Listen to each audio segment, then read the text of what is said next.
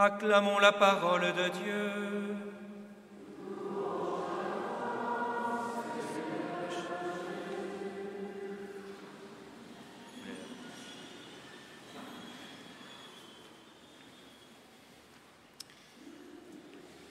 Une femme parfaite, qui la trouvera?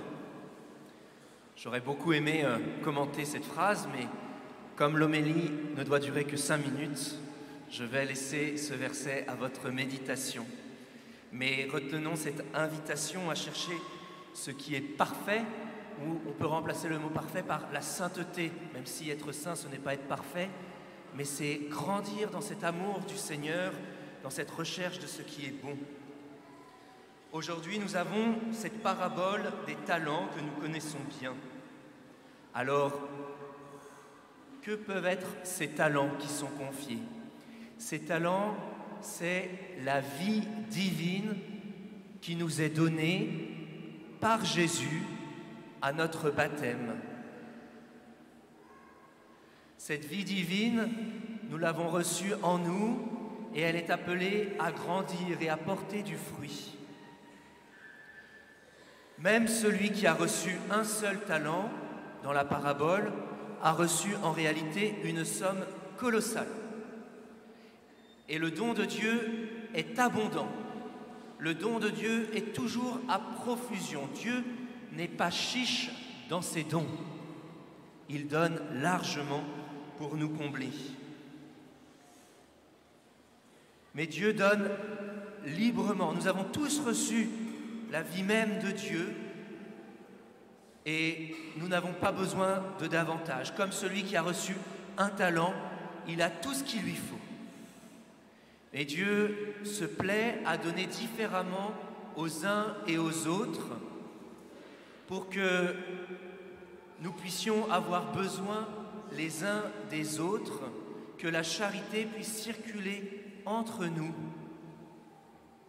Alors certains reçoivent des grâces particulières, des charismes spéciaux dans la mission, pour d'autres aspects de leur vie de foi, de famille, leurs tâches quotidiennes, la vie de l'Église. Le don de Dieu est abondant pour chacun de nous, mais il est particulier pour chacun de nous. Et donc nous avons besoin d'être les uns avec les autres, ensemble l'Église, pour répondre à cet appel de Dieu. Le problème de ce troisième serviteur, ce n'est même pas qu'il n'a pas doublé sa mise. Le problème de ce serviteur, c'est sa dureté de cœur. Alors que son maître revient et qu'il lui demande simplement de rendre état des lieux, son cœur se verrouille et comme pour nous, souvent, quand notre cœur devient dur, on se met à accuser l'autre. Plutôt que de faire preuve d'humilité, plutôt que de reconnaître peut-être un tort et de nous convertir, nous accusons. Je savais que tu es un homme dur. Tu moissonnes là où tu n'as pas semé. Tu ramasses là où tu n'as pas répandu le grain. J'ai eu peur de toi, j'ai eu peur. Et je suis allé cacher ton talent dans la terre. Voilà le cœur qui se verrouille, qui se ferme, qui s'endurcit et qui, par conséquent, se prive d'accueillir ce qui lui a été simplement confié.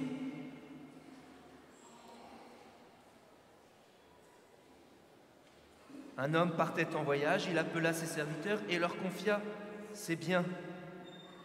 Il n'est jamais dit que le maître attendait un résultat particulier. Il se verrouille dans sa peur. Et donc il se prive d'accueillir la miséricorde. Il se prive d'accueillir la bonté de son maître. Il se prive d'entrer lui aussi dans la joie de son Seigneur avec le peu qu'il a.